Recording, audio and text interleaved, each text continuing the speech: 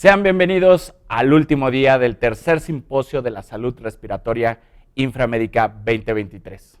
Es para nosotros un honor que nos hayan acompañado a lo largo de este foro científico que tiene como objetivo analizar y difundir temas relevantes de la salud respiratoria. Para el tema del día de hoy nos acompañan grandes invitados, expertos en el tema de apnea obstructiva del sueño, y quiero reiterarles la dinámica para asegurarnos que todos estemos con la misma dinámica. Comenzaremos con la presentación de nuestros panelistas con una breve semblanza de sus distinguidas carreras profesionales. Luego, preguntaremos a los panelistas abriendo la puerta a enriquecedoras discusiones que nos permitan adentrarnos en la vasta experiencia clínica y profesional de nuestros invitados. Finalizaremos con una sesión emocionante de ronda de preguntas y respuestas. Les animamos a estar participando en nuestro chat de Zoom o para aquellos que nos siguen en Facebook Live, a dejar las preguntas en la sección de comentarios en la transmisión en vivo. Una vez más, queremos agradecer sinceramente su presencia en este tercer simposio de la salud respiratoria. Estamos seguros que este evento se convertirá en una fuente invaluable de conocimiento y colaboración en el ámbito de la medicina. Queremos que disfruten este último tema de simposio y aprovechen el máximo cada una de las actividades programadas. Antes de comenzar, les hago un breve recordatorio que a los participantes de este evento obtendrán una constancia de participación que pueden solicitarla de dos formas muy sencillas. La primera, para quienes nos ven desde su computadora o tablet, tengan a la mano su celular, que pueden escanear el código QR que les estará apareciendo al final del programa. Solo deben de llenar el formulario con los datos personales. Y nuestro equipo les estará enviando dichas constancias a su correo. O bien, dentro del chat Zoom o comentarios de Facebook Live, les compartiremos el link en el cual podrán realizar su mismo proceso. Ojo, por favor, coloquen los datos como quieren que aparezca en su constancia de participación. Y por el otro lado, hoy es el último día. Les quiero recordar que hoy tenemos un 10% de descuento en los productos médicos que tenemos para ustedes. Este descuento especial es válido únicamente en el sitio web www.infralinea.com. Como puede aplicarlo durante el proceso de pago utilizando el código Simposio 2023. Vamos a dar inicio a nuestra dinámica interactiva, como lo hemos hecho a lo largo de la semana. Queremos saber de dónde nos están participando a través de los chats de Zoom y Facebook, y queremos que a través del hashtag Inframédica nos vayan diciendo de dónde están conectados. Vamos a empezar, y bueno, ok, Oaxaca, Ciudad de México, Tabasco, Colombia otra vez, muchas gracias por estar conectados, fuera de la República Mexicana, Toluca, Costa Rica, Querétaro, Mérida, Chiapas, Veracruz, Coahuila, Acapulco, Monterrey, Tijuana, Guanajuato, Estado de México, Morelia, Tlaxcala, Chihuahua y San Luis Potosí. Muchas gracias por estar conectados con nosotros y esperemos que esto les sea un tema muy relevante. Bueno, aunque es el último tema, no porque sea el último no sea el menos importante, vamos a empezar con el simposio de apnea obstructiva del sueño y sus consecuencias cardiovasculares, diabetes y la salud en los pacientes. ¿Okay? Hoy nos acompañan dos grandes amigos y expertos. Tengo el honor de presentar a la doctora Marta Torres Fraga. En su extenso y distinguido historial profesional podemos encontrar una impresionante lista de títulos y una amplia gama de experiencias que enriquecen su trayectoria. Ella es médico cirujano por la Universidad Autónoma de Tamaulipas, médico internista por la Universidad de Tamaulipas, especialidad de neumología en el Instituto Nacional de Enfermedades Respiratorias, INER, alta especialidad de medicina del sueño, INER UNAM, y maestría en ciencias por la UNAM. Podemos mencionar que entre su experiencia, ella es responsable de la unidad de medicina del sueño del INER, profesora titular del curso de alta especialidad de medicina del sueño INER UNAM, vicepresidenta de la Academia Mexicana de Medicina del Dormir, médico adscrito de la Unidad de Cuidados Intensivos Respiratorios del Centro Médico Nacional La Raza. Bienvenida, doctora Marta. Muchas gracias por estar con nosotros. Y de este lado tengo al doctor José Luis Carrillo Alduenda. Él también tiene una gran experiencia. Él es médico cirujano y partero por la Universidad Michoacana de San Nicolás de Hidalgo. Tiene una especialidad de medicina interna por el Hospital de Especialidades Centro Médico Nacional Siglo XXI de la UNAM. Segunda especialidad de neumología por el INER UNAM. además de una alta especialidad en trastornos respiratorios del sueño, igualmente por el INER UNAM. Entre su experiencia laboral destaca la siguiente: médico especialista en la Unidad de Medicina del Sueño en el INER desde noviembre del 2008, funge como miembro activo en la Sociedad Mexicana de Neumología y Cirugía de Tórax, en la Asociación Latinoamericana de Tórax, es profesor titular de neumología en la Universidad Panamericana en Ciudad de México, presidente del Consejo Nacional de Neumología. Bienvenido, doctor Carrillo, gracias por estar con nosotros. Y de parte de todo el equipo de Inframédica, agradecemos sinceramente a nuestros panelistas por la disposición a participar en nuestra mesa redonda. Estamos seguros que la experiencia y conocimientos enriquecerán nuestras discusiones y nos brindarán estas nuevas expectativas. Bienvenidos, doctores.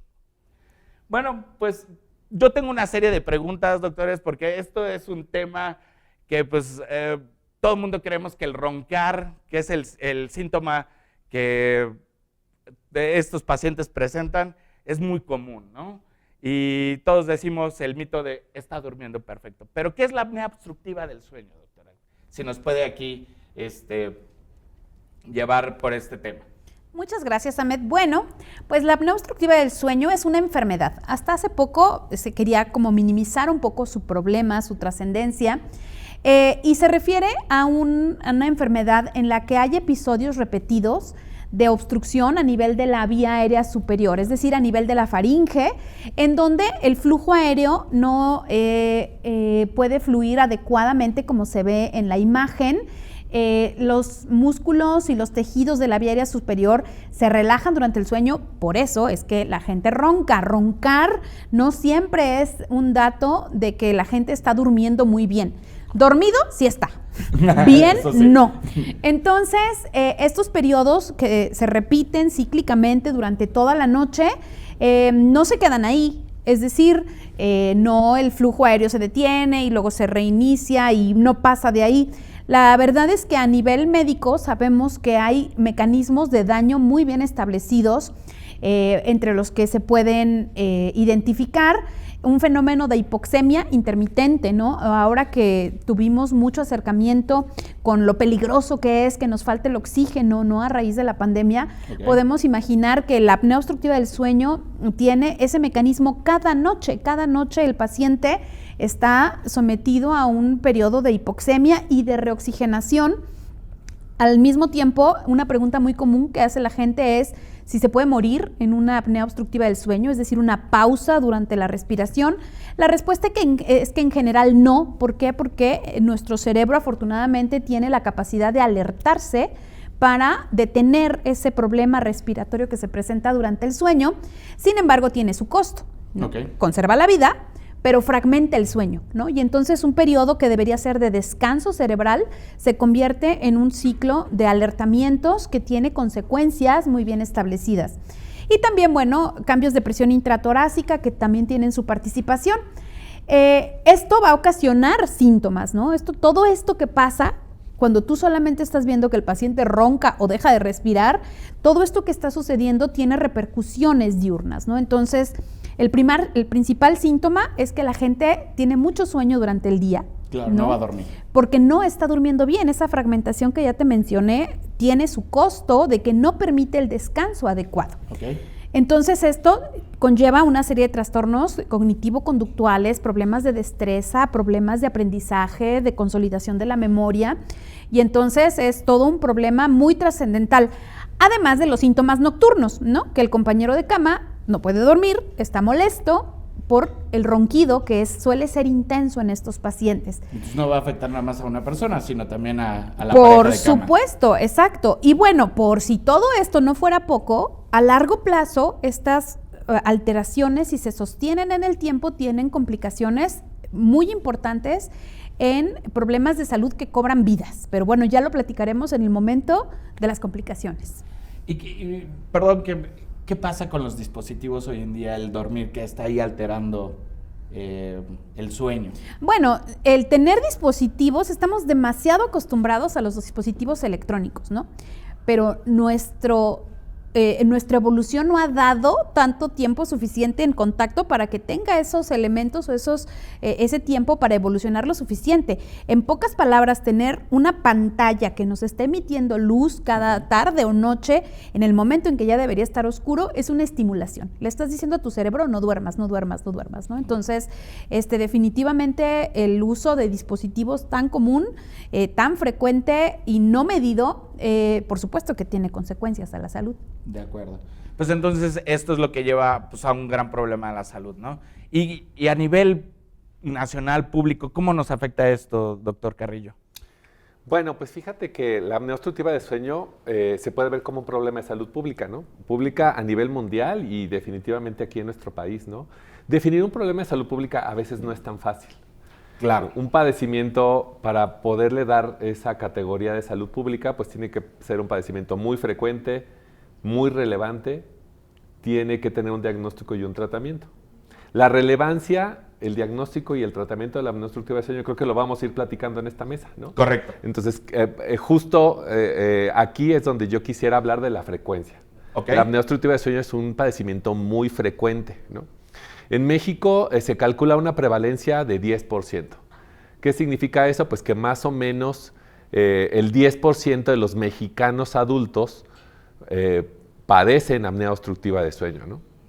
Entonces, ¿qué tanta carga al sistema de salud representa ese 10%? Bueno, pues si somos 125 millones de mexicanos, un poquito más, de acuerdo al último censo, eso nos da un poquito más de 25, por ahí 30 millones de personas que podrían estar afectadas, pero si nos vamos a la población en riesgo, nosotros tenemos casi 60 millones de mexicanos entre los 30 y los 70 años, ¿no? Okay. Entonces, si aplicamos ese 10%, eso significa que tenemos un poquito más de 6 millones de mexicanos enfermos con apnea obstructiva de sueño. Si queremos agarrar a los más graves, podríamos decir, bueno, tu población total en este momento son 6 millones. Wow. ¿Cuántos son graves? ¿Cuántos necesitan atención inmediata? Casi 1 millón. Es muchísimo.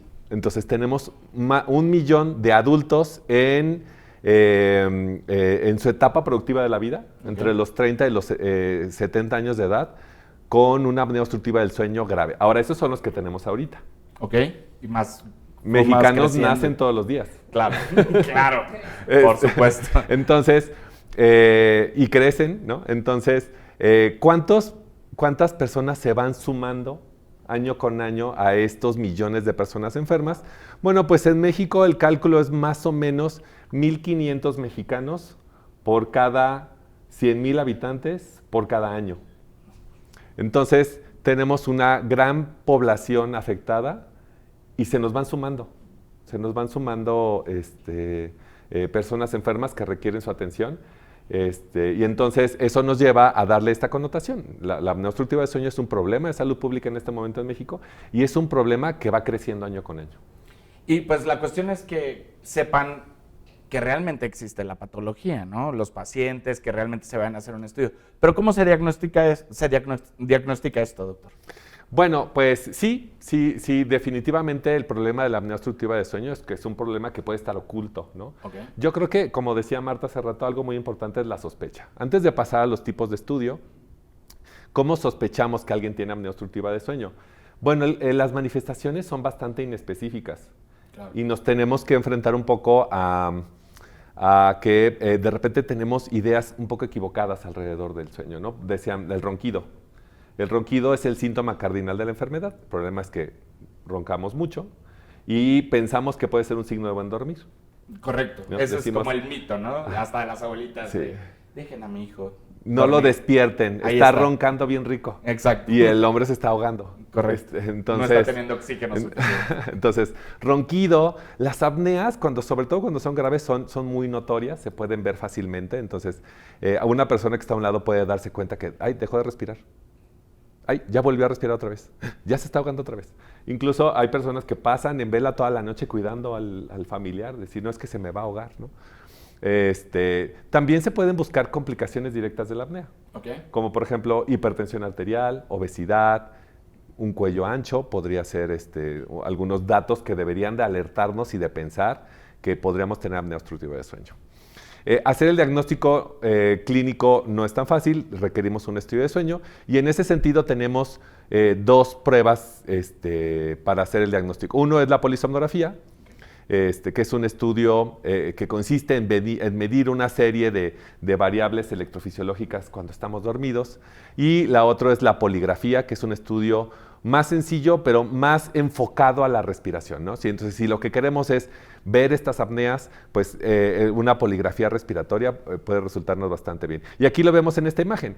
Esta es una imagen de una poligrafía respiratoria de una persona que está dormida y está respirando normal. Okay. Entonces vemos, por ejemplo, en el primer canal, esa línea que sube y baja es la respiración y así debe de ser, ¿no? El paciente mete el aire y la línea baja, el paciente saca el aire y la línea sube. Y así está subiendo y bajando y vemos cómo ahí no hay ningún problema, ¿no? Pero aquí tenemos a un paciente que está dormido con apnea obstructiva de sueño. Entonces nos podemos ir nuevamente a la primera línea y entonces podemos ver claramente cómo el paciente, si vamos de izquierda a derecha, el paciente respira una vez, respira 2 veces, respira 3 veces y luego tenemos una línea literal isoeléctrica en rosita. Eso es la apnea. Entonces, las apneas duran entre 10 y 20 segundos, luego vuelve a respirar 3 veces y luego se vuelve a ir, deja de respirar otros 20 segundos y luego vuelve a respirar. Y esas son las famosas apneas, ¿no? Son estos momentos, estos segundos donde el sujeto deja de respirar y eso genera bajadas de oxigenación, se acelera el corazón, nos sube la presión. Vienen una serie de reacciones alrededor de estos eventos de ausencia de respiración. ¿Cuánto es lo normal que puede dejar de respirar un paciente o cuando decimos ya sí requiere un tratamiento? Bueno, tener apneas es normal. Okay. Todos tenemos apneas, lo que no es normal es tener muchas. Por eso el estudio en ese sentido es fundamental. Y las apneas se miden por hora de sueño. Entonces, si tenemos menos de 5 apneas por hora de sueño, decimos que estamos sanos. Si tenemos más de 5 apneas por hora de sueño, estamos enfermos. Entre más apneas tiene el paciente, más grave es su enfermedad. Okay. Y aquel paciente que tiene más de 30 apneas por hora de sueño está grave, aquel paciente que está por debajo de 30 apneas por hora no está grave. Okay. Bueno, ¿y cómo se pretende evitar esto? O más bien, antes de eso, mejor, ¿qué ventajas tendría de hacer una poligrafía o polisomnografía mejor en estos tipos de estudios, doctora? Ok, bueno, como ya lo mencionó el doctor, aquí lo que hay que demostrar es que el paciente tiene apneas y que tiene repercusiones de estas apneas, ¿no? Entonces, como ya lo mencionaron, una de las principales diferencias que conllevan ventajas y desventajas, pues es lo complejo del estudio, okay, ¿no? Entonces, como pueden ver en la imagen de la pantalla, en una polisomnografía, que es el estándar de referencia, que es el mejor estudio que se puede hacer para la identificación de la apnea obstructiva del sueño, es un estudio donde se colectan muchas variables, es decir, es complejo, es costoso y hay que llevar al paciente a un sitio en específico que es un laboratorio de sueño, de los cuales, aunque están creciendo bastante en México, todavía son insuficientes para afrontar la carga que ya mencionó el doctor Carrillo. Por otra parte, los monitores portátiles, que son los que suelen hacer las poligrafías, pues son mucho más sencillos, pueden llevarse a casa, pueden simplificar mucho más y pues obviamente esto también repercute en costos. Entonces, la ventaja de la polisomnografía es que es el estándar y a nadie le queda duda que alguien dormido que no respira tiene apnea. Sin embargo, en pacientes que prácticamente tú los ves entrar por la puerta del consultorio, tienen todo el cuadro clínico, un factor de riesgo muy alto para tener la enfermedad, pues probablemente tú no lo vas a someter a un tiempo de espera que puede ser muy largo para una polisomnografía, cuando tú puedes demostrar apneas en un paciente que se coloca un estudio durante el sueño en casa, ¿no? Y entonces, bueno, pues estas son las diferencias. La ventaja de la poligrafía pues es que es mucho más sencilla, más económica, se puede llevar a casa. Y bueno, respecto al rendimiento, lo que podemos decir es siempre como médicos, cuando tú contrastas un estudio contra un estándar, es primero cómo se desempeña, ¿no? Claro. Primero, es eficiente. La seguridad, bueno, es bastante seguro. Un estudio de sueño afortunadamente no representa riesgos orgánicos ni vitales. Y entonces, pues lo que se ha demostrado en algunos estudios es que tenemos un buen rendimiento de la poligrafía. Por ejemplo, en la siguiente diapositiva, hay solamente uno de tantos porque hay validaciones de prácticamente todos los monitores comercialmente disponibles acerca de su sensibilidad, de su especificidad. Entonces, en pacientes bien seleccionados, es decir, en aquellos pacientes con alto riesgo de tener la enfermedad y en las que tú necesitas objetivar que hay apneas y cuántas hay, pues la sensibilidad de algunos monitores portátiles están arriba del 90% en acuerdo, ¿no? En poblaciones bien seleccionadas. Y entonces, tú me preguntarás, ¿y cuántas poblaciones bien seleccionadas pueden llevarse? Híjole, pues hasta el 80% de la población en riesgo de apnea obstructiva del sueño tiene una buena indicación de ir a poligrafía. Es decir, casi 8 de cada 10 pacientes que llegan para evaluación por apnea obstructiva del sueño pueden ser abordados correctamente y éticamente a través de un estudio simplificado. Otra de las ventajas, pues, es que hay una eficiencia muy buena. Bueno, ya vimos que sí funcionan, que tienen muy buen rendimiento y desempeño diagnóstico, y ahora vamos a ver si realmente hay una diferencia. ¿Qué desventaja podría haber en un monitor portátil? Que el paciente va a ir a casa, entonces ahí se puede salir un sensor, ¿no? O el paciente se puede retirar o apagar, nadie lo vigila, como en un laboratorio de sueño, ¿no? Y entonces hay como 3 esquemas, ¿no? Para estudiar al paciente, podríamos definirlo al menos en nuestro centro, hacer una polisomnografía, un monitor portátil supervisado en un hospital o un monitor portátil domiciliario. Entonces, entre ellos hay ciertas diferencias. Entonces, bueno, las diferencias más importantes, tú sabes que un día cama representa costos muy altos, correcto, ¿no? Y entonces, como pueden ver, pues llevarlo a casa, de acuerdo a este estudio que se hizo en el Instituto Nacional de Enfermedades Respiratorias, cuesta prácticamente la tercera parte que solo hacerlo en el hospital, y que incluso, pues obviamente es todavía mucho más rendidor que una polisomnografía, ¿no? Entonces, el 80% de los pacientes en general podríamos decir que podrían ser abordados en forma segura y eficiente desde un punto de vista de un monitor portátil. Entonces, eso nos vaya a reducir tiempos y a darle una terapia temprana al paciente y que no se vaya a complicar, ¿no? Por supuesto. Porque, pues, me imagino que hay grupos etarios que llevan mayores riesgos, que me gustaría que usted nos dijera aquí al público, ¿cuál es el paciente que tiene mayor riesgo, al que ya debemos de llevarlo a un estudio, pero ya? Bueno, el paciente, siempre que sea evaluado para apnea obstructiva del sueño, debe identificarse ciertas cosas. Una, ¿qué tanta somnolencia tiene? Okay. Un paciente muy somnoliento y que, como lo mencionaba el doctor Carrillo, sobre todo que están en edades productivas de trabajo, ¿no? Entonces, un paciente que maneja, que trabaja, que maneja maquinaria pesada, un controlador de vuelo, imagínate, sí, durmiéndose, claro. Un controlador de metro, que esté somnoliento y que pueda ocasionar un accidente es una prioridad. Aquellos pacientes que tienen alto riesgo de enfermedades cardiovasculares también es una prioridad. Pacientes con arritmias, sobre todo arritmias de mal control, tienen que ser prioritarias su evaluación, ¿no? Rápidamente. Pacientes con hipertensión descontrolada, esos pacientes que ya llevan 3 fármacos, dosis altas y demás, descarten, por favor, apnea obstructiva del sueño. Probablemente ese sea el problema que esté detrás de la hipertensión resistente. Entonces, bueno, quienes no deberían llevar una poligrafía, pues realmente es una población seleccionada, con morbilidades cardiovasculares graves, enfermedades respiratorias graves, enfermedades neuromusculares, en donde probablemente su problema de sueño sea más complejo que solo apnea obstructiva, todavía no es tan recomendable, y pues población pediátrica, sobre todo los más pequeños. Claro. Entonces, en mi pensar es, todo paciente cardiovascular hay que buscarle sueño, y todo el paciente de sueño hay que buscarle algo cardiovascular. Por supuesto. Es una buena relación. Doctor, ¿y cómo podríamos evitar esta patología, o qué tenemos que hacer? ¿Qué deberíamos? Bueno, lo que se pretende evitar precisamente con el tratamiento de la apnea obstructiva de sueño, pues son sus complicaciones, ¿no? Okay. Y dentro de las más importantes es el riesgo cardiovascular. Es la primera causa de muerte a nivel mundial. Correcto. Es la primera causa de muerte en México hasta la pandemia, ¿no? Correcto. De ahí de la pandemia, bueno, fue desplazado por infecciones respiratorias.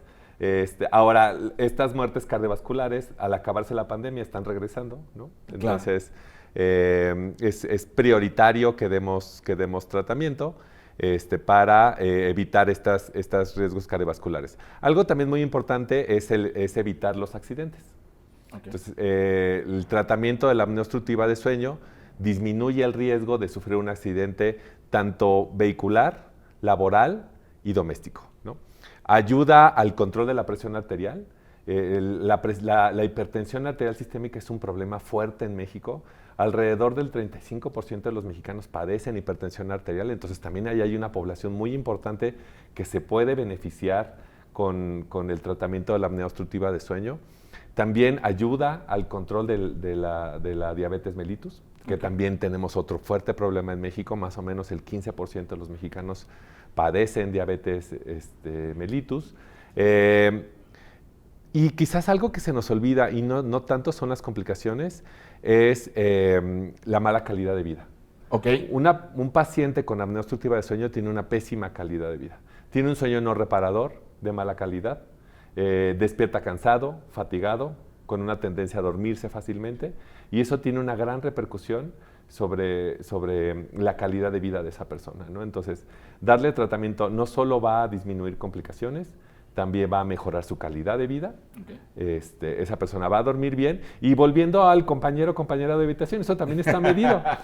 Y está medido especialmente en mujeres. Hay un estudio muy interesante donde mide la calidad de sueño de las esposas una vez que se trata a su marido. Y adivina qué pasa. Ha de mejorar enorme. Bueno, esas mujeres en ese estudio durmieron 1 hora más. Okay. O sea, solo ponerles el CPAP a su esposo, ya eso significó que esa señora durmió 1 hora más. Mejoró su calidad de vida y mejoró la calidad de su sueño. Entonces, considera que puede ser que no estemos tratando a una persona. Estamos tratando a 2. Literal, ganar, ganar. El sueño es algo muy importante para todos nosotros, ¿no? Y eso, bueno, y hablando de la cuestión de mortalidad, pues sí, las cardiovasculares son las primeras, pero nunca nos dicen cuál fue la consecuencia de ese cardiovascular, ¿no? Exacto. La diabetes, etcétera, porque pues en el acta de defunción nunca dicen por apnea del sueño. Claro. Ahí es donde pues no se puede medir tan fácil, ¿no? Y bueno, ¿y qué beneficios tiene los sistemas de salud que traten esta patología, doctora? Bueno, como ya se ha delimitado también previamente, hay hoy en día un sinnúmero de consecuencias, ¿no? Que tienen impacto, sobre todo, por ejemplo, en ausentismo laboral, claro, en accidentes laborales, en uso de servicios hospitalarios, ¿no? Y entonces, pues sí, efectivamente hay muchas consecuencias de tener el síntoma. Por cierto, el tratamiento es efectivo para controlar casi todo, para autorregular todo esto que se desordenó, todas estas complicaciones. El CPAP ha tenido un efecto benéfico, ¿no? Entonces, de ahí la importancia y de ahí que sea un verdadero problema de salud. Un verdadero problema de salud pública tiene una solución factible, ¿no? Y el CPAP, el que es el tratamiento estándar para la apnea obstructiva del sueño, es un tratamiento altamente costo-benéfico, ¿no? Revierte el síntoma principal, que es la somnolencia excesiva. Con esto, obviamente, los accidentes, los problemas de desempeño de los sujetos, etcétera, accidentes automovilísticos, laborales, consecuencias cardiovasculares, mortalidad de todas las causas, calidad de vida, como ya lo había mencionado el doctor. Y bueno, también hay algunos otros beneficios que se han demostrado, y el doctor Carrillo también tiene experiencia en esta información acerca del desempeño que tiene el tratamiento. Bueno, algo también muy importante es que la apnea obstructiva del sueño disminuye o mejora a ser más eficiente los mismos recursos en salud que tenemos. Entonces, el tratar a la apnea obstructiva de sueño disminuye los costos. ¿Por qué? Porque vas a evitar complicaciones. Y algo importante cuando hablamos en este rubro de costos es que el beneficio para un sistema de salud se empieza a notar en el 2º año de tratamiento, por lo menos desde el punto de vista de costos. Si bien estás mejorando síntomas y calidad de vida desde el primer momento en que estás iniciando tratamiento, los costos para un sistema de salud van a disminuir a partir del 2º año, por lo menos de una forma significativa, ¿no? Entonces, eso significa pues, que tenemos que empezar a tratar a nuestros pacientes con apnea obstructiva de sueño para liberar a nuestro sistema de salud de esta carga, ¿no? Entonces, hay una disminución importante en costos. También hay una liberación en días cama de hospitalización, ¿no? Entonces, tratar a la apnea obstructiva del sueño te libera días de cama de un hospital, pues para que esos recursos se te vayan a otras personas que lo necesitan, ¿no? Entonces, también disminuye los ausentismos laborales, las incapacidades, y bueno, yo estoy absolutamente de acuerdo con la doctora Torres en que la apnea obstructiva de sueño es el padecimiento crónico degenerativo más costo efectivo que existe. Okay.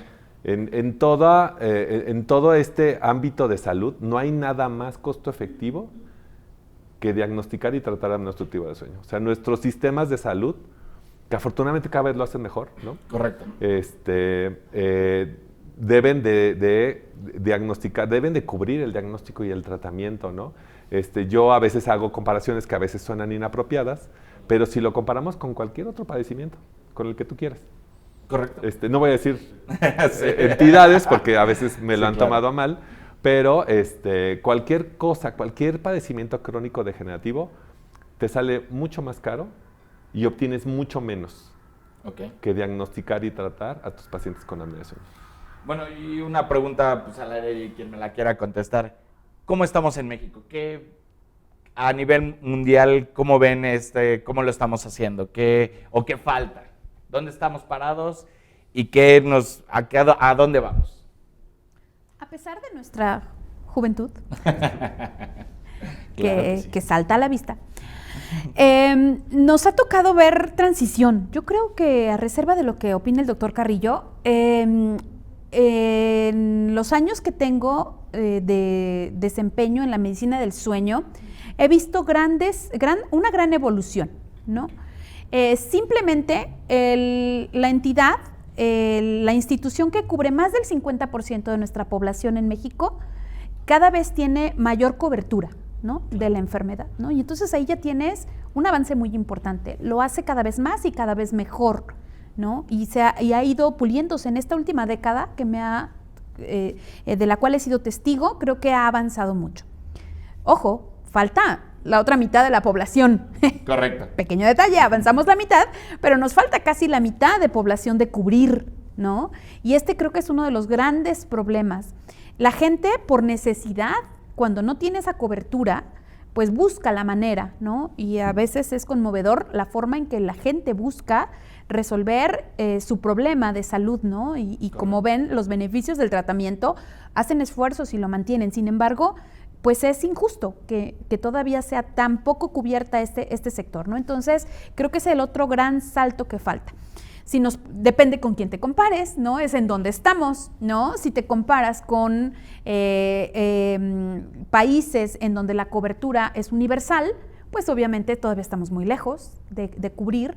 Aún ahí hay subdiagnóstico, no tanto quizás por la cobertura, sino por los recursos humanos, ¿no? Por los recursos materiales, etcétera. Pero hay países que todavía vienen apenas aprendiendo de nuestros pasos, ¿no? Sobre todo países que tienen recursos parecidos a los nuestros. De acuerdo. Fíjate que yo creo que coincido en que hemos avanzado a lo largo de este tiempo. Creo que el sistema de salud mexicano cada vez diagnostica más a los pacientes con apnea y eso te lleva a tratarlos. Interesantemente en México, fíjate que acabamos de hacer estos cálculos. En México, en este momento, el 48% de los mexicanos tienen cobertura para diagnóstico y tratamiento de apnea de sueño, el 52% no la tienen. Entonces, en este momento, la mayoría de los mexicanos no tienen cobertura para diagnóstico ni para tratamiento. Creo que el sistema de salud está trabajando en eso y bueno, las nuevas entidades en salud estoy seguro que harán todo para cubrir este padecimiento y se espera que a corto plazo suceda exactamente lo contrario, que el 100% de los mexicanos cubran diagnóstico y tratamiento.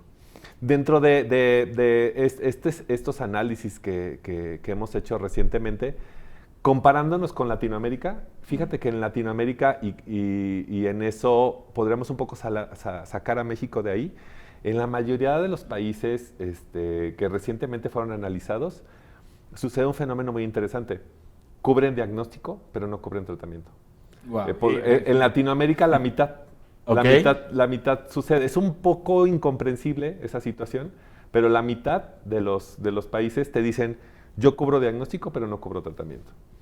Y, bueno, perdóname un poco, platicando con ellos, ¿por qué? Oye, ¿por qué cubres diagnóstico y no cubres tratamiento? Resulta que ese fenómeno quizás también nos está sucediendo a nosotros. El presupuesto se les va a diagnosticar. Ok. ¿No?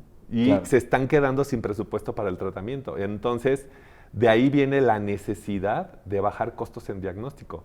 No puedes gastarte tu presupuesto en diagnóstico. Claro. Y dejar sin tratamiento algo que ya diagnosticaste, ¿no? Entonces, se tienen que buscar estrategias reales, concretas, para hacer más fácil el acceso al diagnóstico y que tengas las estrategias necesarias para tratar a esas personas, ¿no?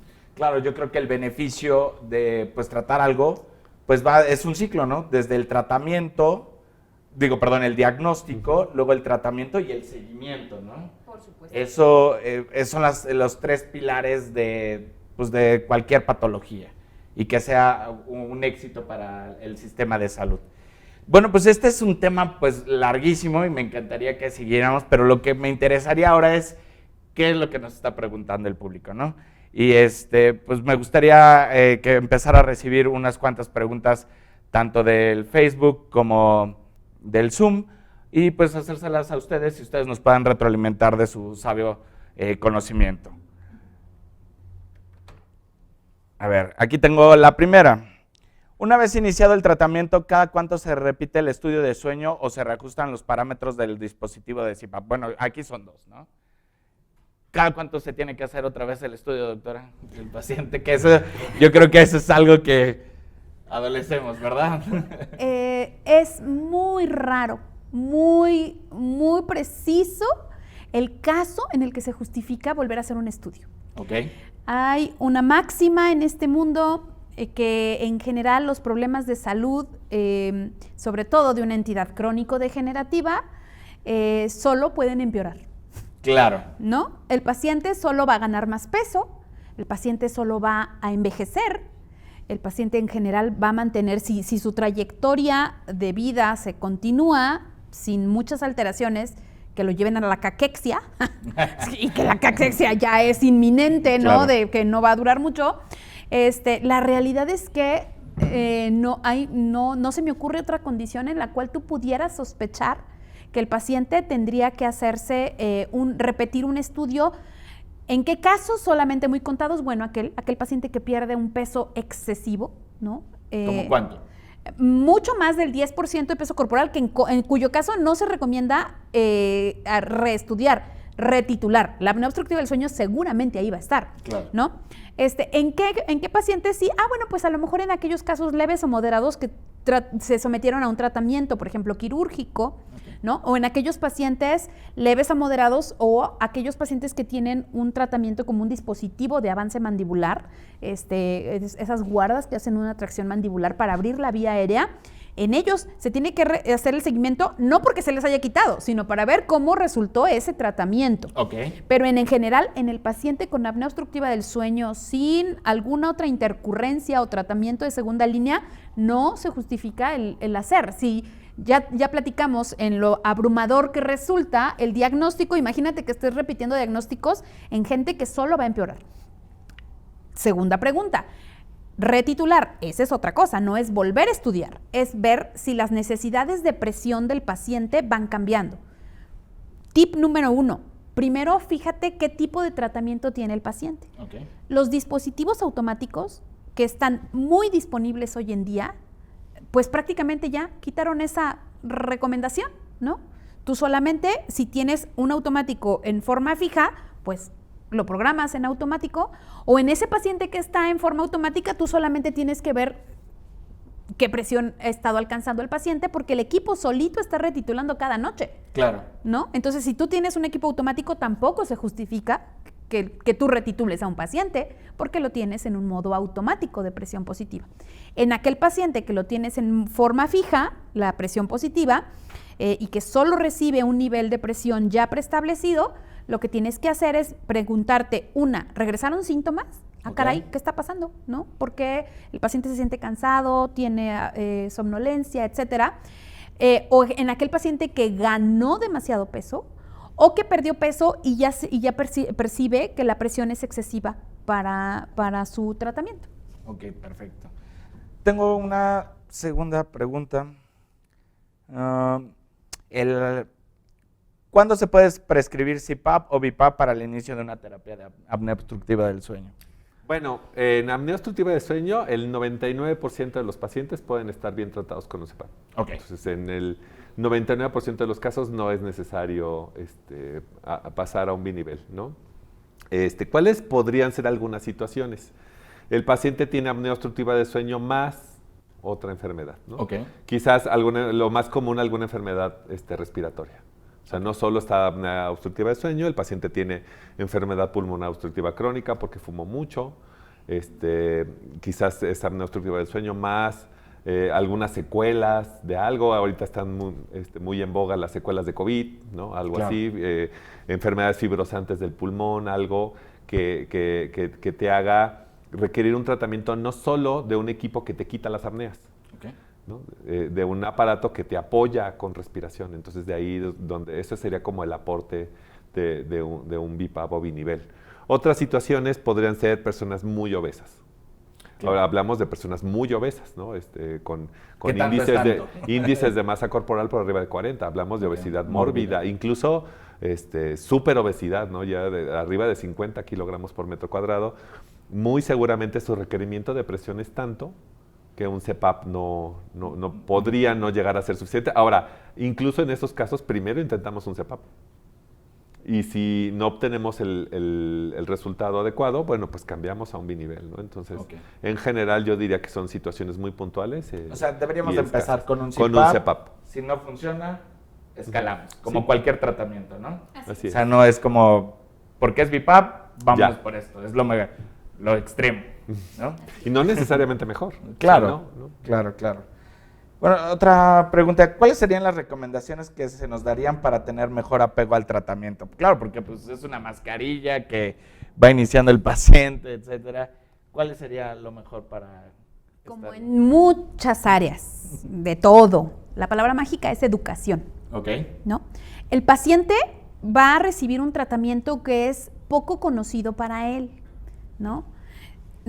A ti te da lo mismo si es felodipino, amlodipino, te da lo mismo. Si te dicen te tomas una diaria, no tienes mayor tema con eso, ¿no? Pero usar un equipo de presión positiva es un cambio en el estilo de vida. Es un tratamiento a que el paciente no ha tenido acercamiento. Y como siempre les digo a mis pacientes, nadie nace con un CPAP. no. No es intuitivo. Se requiere que el paciente comprenda qué es lo que tiene, cuáles son las consecuencias, qué es el tratamiento, para qué es y cómo lo tiene que usar. Entonces, para eso tú no puedes emitir solo una receta y pensar que solo el paciente se lo va a colocar cada noche, ¿no? Como militar alemán. Eso no va a pasar en nuestra No. población. Entonces, lo que se tiene que hacer es una cuidadosa selección de la mascarilla, de la interfaz con la que el paciente se tiene que hacer, educarlo en cómo se coloca, cómo se prende, cómo tiene que estar conectado incluso a la luz, en dónde tiene que estar ubicado, cada cuánto tiene que asearlo, cómo tiene que encender, apagar, quitar, qué hago si voy al baño, qué hago si esto, ¿no? Entonces, la palabra mágica para todos es iniciar a un paciente requiere una estrategia educativa, Ok. ¿no? Esa es la primera cosa. Algunas otras estrategias, bueno, es también identificar qué comorbilidades tienen los pacientes. Un paciente que está ansioso, que es claustrofóbico, que tiene problemas para aceptar la interfaz, tiene que ser identificado, ¿no? Y entonces a lo mejor escalar, ¿no? Si vemos que hay, en la primera impresión, dicen por ahí que jamás se olvida, ¿no? Entonces, si tú le pones a un paciente claustrofóbico, ansioso, insomne, un equipo menos va a dormir y va a tener una muy mala experiencia, ¿no? Entonces, identificar qué barreras hay en el paciente es también una parte muy importante. O sea, deberíamos de identificar, primero tratar eso y luego iniciar con Por el supuesto. tratamiento. De acuerdo. O en conjunto, por lo menos, ¿no? Ok. ¿Existen dispositivos portátiles recomendable para la hipertensión pulmonar o mejorar la calidad de vida? Bueno, esto no creo que sea tan en ello, pero ¿O cómo se selecciona mejor la mascarilla para el paciente? Pues fíjate que algo importante en las mascarillas y una comparación muy frecuente que hacemos es que las mascarillas son como los zapatos. Claro. ¿Cuál es el mejor zapato? El que mejor nos queda, ¿no? Y para eso nos tenemos que poner, ¿no? Eso es lo habitual. Tú llegas a una zapatería, escoges un zapato, te lo pones, y una vez que te lo pones y caminas, dices, me gusta, no me gusta, lo quiero, no lo quiero, ¿no? Entonces, las mascarillas son como los zapatos. ¿Cuál es la mejor mascarilla? La que al paciente le quede a gusto, la más cómoda. Lo mejor que podemos hacer por el paciente y en aras de mejorar la adaptación y el apego al equipo es que durante este proceso de educación, este proceso de adaptación que comentaba la doctora Torres, es que la elección de la mascarilla forma parte de este proceso, ¿no? Y es una parte fundamental. Algo importante que generalmente siempre recomendamos es involucrar al paciente en esta decisión. Ok. Entonces, seleccionar una serie de mascarillas, probarlas. Hay diferentes modelos, tamaños, formas. En general, un principio también importante cuando estamos seleccionando mascarillas es que entre más pequeña es la mascarilla, menos superficie de contacto y por lo tanto menos molestias podría dar. Entonces, siempre tratamos de buscar la mascarilla más pequeña, que le acomode mejor al paciente, le probamos varias, incluso a veces cuando lo estamos adaptando le decimos llévatelas. Okay. Se las lleva, las prueba, las regresa y él involucrarlo directamente en esa elección siempre ayudará al mejor apego a largo plazo, ¿no? Ok, y la que siempre nos hacen es la higiene de sueño. ¿Qué significa eso? ¿Cuáles son las recomendaciones? Porque muchos lo desconocen, ¿no? O sea, es como de, pues ya me voy a dormir, pero... Bueno, ¿qué tengo que hacer? ya lo mencionaste, ¿no? La importancia, hoy en día tenemos una gran epidemia de estímulos luminosos, ¿no? Las pantallas. Entonces, bueno, la higiene de sueño son una serie de medidas que la gente cuando le dice es que necesita higiene de sueño, piensa que les estás diciendo que son sucios, ¿no? Sí, entonces, ¿verdad? No, como que me falta higiene. No, la higiene de sueño son medidas solamente conductuales, hábitos que son saludables para lograr una mejor calidad de sueño. Okay. Entre ellos, pues algunas de las más importantes son mantener un horario de sueño regular, ¿no? Es decir, no hacer cambios bruscos en los hábitos de sueño.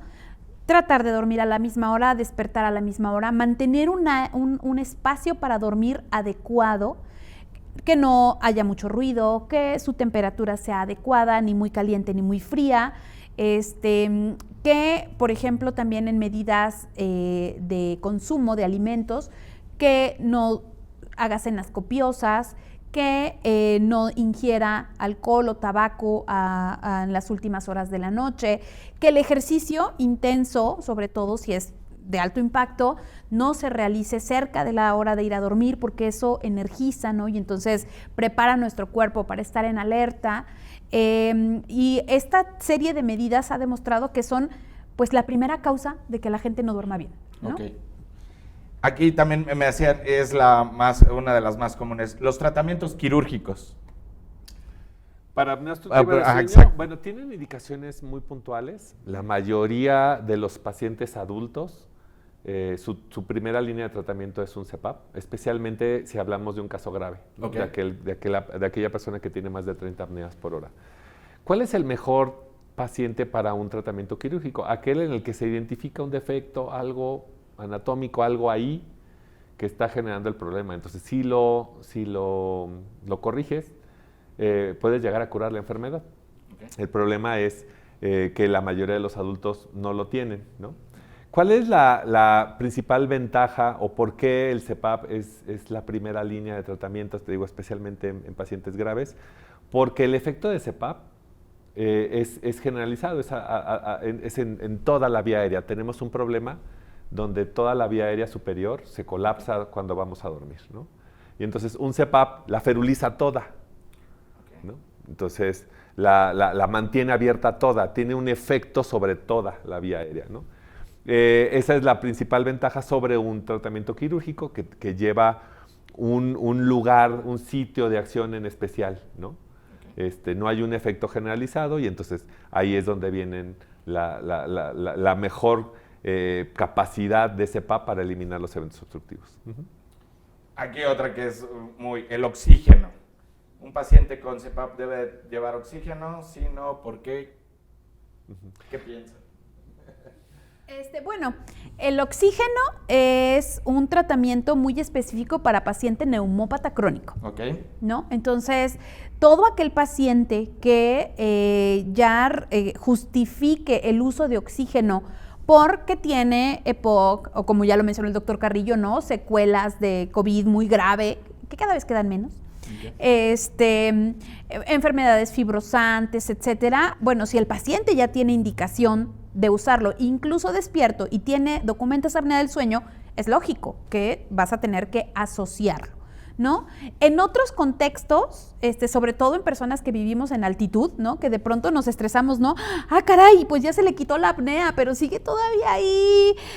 No, la realidad es que no se ha demostrado todavía un efecto deleterio solo en sueño y en esos pacientes. Entonces, como no haya una indicación de oxígeno crónico, todavía es debatible, ¿no? El uso del oxígeno en pacientes con hipoxemia residual. Ahora, solemos ver ese tipo, en este último caso, solemos ver a los pacientes que recién están empezando tratamiento. Debemos saber que la apnea, aunque poco, pero va a cambiar con el tiempo, ¿no? Entonces, probablemente como lo veas ahora, no es como va a estar en 1 o en 3 meses que alcanzas el efecto óptimo, ¿no? Todos los efectos óptimos del tratamiento, ¿no? Entonces, la recomendación es, si tienes una indicación ya establecida, tienes que continuarlo. De acuerdo. Aquí hay como una pregunta de un paciente, como de caso clínico así. Tengo un paciente con SAUS grave. Utiliza BiPAP y su presión promedio es de 18 a 20 centímetros de agua, pero no hemos podido bajar su índice de apnea a menos de 9. ¿Cómo se puede manejar la presión de soporte para bajar más el índice de apnea?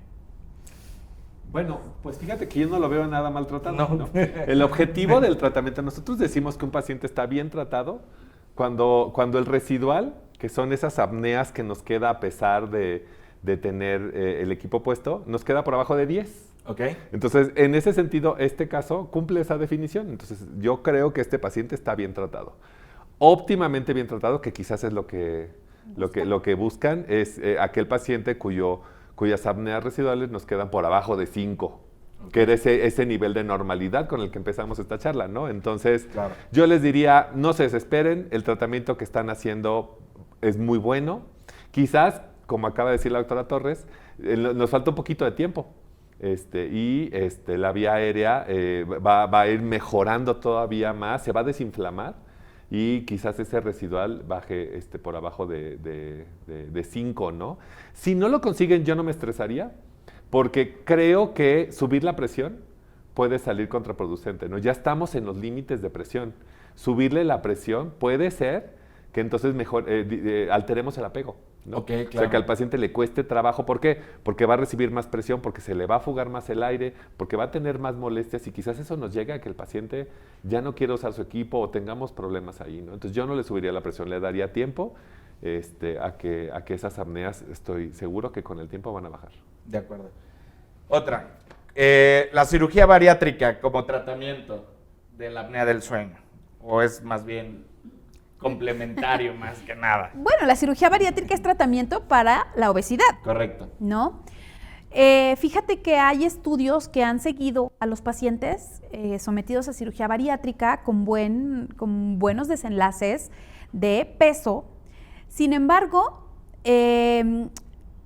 sucede un fenómeno muy común en la vida, ¿no? Que si salen mal las cosas, si pueden salir mal las cosas, van a salir, ¿no? Entonces, ganas peso, ganas apnea. Claro. Pierdes peso, no pierdes apnea. Resulta ser que en muchos de estos casos, evidentemente van a mejorar, ¿no? Y por supuesto que es el tratar los problemas de obesidad, por supuesto que es indebatible, ¿no? No estoy diciendo nada en contra de la cirugía bariátrica. Lo único que digo es que al respecto de la apnea obstructiva del sueño, muchos pacientes mejoran, ¿no? Pero es raro que se curen. Okay. Es decir, alcanzar el nivel a donde puedan dejar con seguridad el CPAP solo es una proporción de pacientes, ¿no? Aunque tengan buenas metas de pérdida de peso. Entonces se postulan algunos mecanismos, ¿no? De daños neuromusculares, ¿no? Que ya se establecieron y que no van a mejorar solo con la pérdida de peso. Entonces, aquí la recomendación, sobre todo si el paciente ya, como lo mencioné antes, reporta rechazo a la presión excesiva y demás, pues retitularlo sería una buena idea. O si hay un caso que estaba leve, moderado, y la sospecha es que pueda liberarse en forma segura del CPAP, bueno, ahí en ese único caso considerar un nuevo estudio. De acuerdo. Pues tenemos bastantes preguntas, pero pues bueno, vamos a cerrar por el tiempo. Doctora, ¿qué conclusión nos daría en apnea del sueño? ¿Qué recomendaciones? ¿Qué le quisiera decir al público? Bien, bueno, pues que se acerquen al tema. Es un problema de tal dimensión que nos involucra a todos los niveles de atención, ¿no? La apnea obstructiva del sueño de ninguna forma puede ser abordada desde los niveles de alta especialidad, okay, ¿no? Este es un trabajo que para que nos beneficie como país, como sistema de salud, tenemos que abordar todos, ¿no? Entonces, casos complejos, casos difíciles, deberán ser referidos hasta el tercer nivel, pero creo que el seguimiento debe ser hecho en primero y segundo nivel. Correcto. La identificación, lo mismo, ¿no? Los pacientes están ahí anidados, ¿no? Todos estos pacientes con somnolencia, entonces, identificarlo, referirlo para tratamiento, contrarreferirlo para seguimiento y control a largo plazo, es un trabajo que nos involucra a todos. O sea, el médico general y el familiar deberían estar más pendiente de esto y poderlo diagnosticar, seleccionar y poderlo enviar a su tercer nivel, o también poderlo tratar, ¿no? Seguir su tratamiento, que recientemente hicimos un estudio en una unidad de primer nivel del IMSS, en donde pudimos ver que la población que está cautiva dentro de esta unidad de medicina familiar tiene desenlaces muy buenos, ¿no? Entonces, replicar todo esto a nivel poblacional es el objetivo, ¿no? Identificar a los pacientes para acabar con el subdiagnóstico. Perfecto. Doctor Carrillo, su conclusión. Bueno, pues que la apnea obstructiva del sueño es un padecimiento muy relevante para todos nosotros, para nuestra sociedad y para nuestro país. Es importante fomentar el diagnóstico. O sea, creo que es importante. Yo coincido en que el problema es tan grande que debemos de llevarlo a los primeros niveles de atención. También es importante resaltar que el diagnóstico y el tratamiento son relativamente sencillos. Correcto. Eso es bien importante, porque a veces pensamos que es algo muy complejo. No, lo hemos platicado a lo largo de esta hora. El diagnóstico y tratamiento de la apnea obstructiva del sueño es muy sencillo, es muy costo efectivo. Diagnosticar y tratar a nuestros pacientes con apnea obstructiva del sueño no solo va a beneficiar al paciente y a su familia, nos va a beneficiar a todos como sociedad, vamos a evitar complicaciones y vamos a liberar recursos para atender otros padecimientos. De acuerdo. Muchas gracias, doctores. Bueno, pues se nos ha acabado el tiempo de nuestra última mesa redonda. Gracias por este tercer simposio. Quiero cerrar con agradecimiento a los participantes de estos 4 días de dicho simposio, a nuestro público, a nuestros panelistas y a todos los que hicieron todo esto posible. Es vital de importancia seguir investigando y mejorando los tratamientos y procedimientos dentro de la salud respiratoria de nuestros pacientes, para brindar una muy buena atención y mejorar la calidad de vida de todos nuestros pacientes. Muchas gracias, doctora Marta Torres. Gracias, doctor José Luis Carrillo, por su disposición. Por último, quiero expresar mi sincero agradecimiento a todo el equipo de Inframédica que hizo posible todo esto. Nuestro objetivo es que nuestro simposio continúe creciendo y llegando a un público aún más amplio y brindando la información esencial a quienes lo necesitan. Su dedicación y esfuerzo han sido fundamentales para que esto sea posible. Sigamos avanzando, equipo, que juntos podremos generar un nuevo conocimiento médico. Por favor, síganos en todas nuestras redes sociales, Inframédica MX. Les recuerdo que esta sesión va a quedar grabada y se publicará en nuestro canal de YouTube para que puedan volver a revisar y compartir con nuestros demás profesionales de la salud. No olviden mandarnos sus datos para generar su constancia de participación y poder enviárselas a sus correos. Es un gusto poder platicar con todos ustedes nuevamente. Gracias a todos. Nos vemos el próximo simposio de la salud respiratoria Inframédica. Y otra vez, gracias.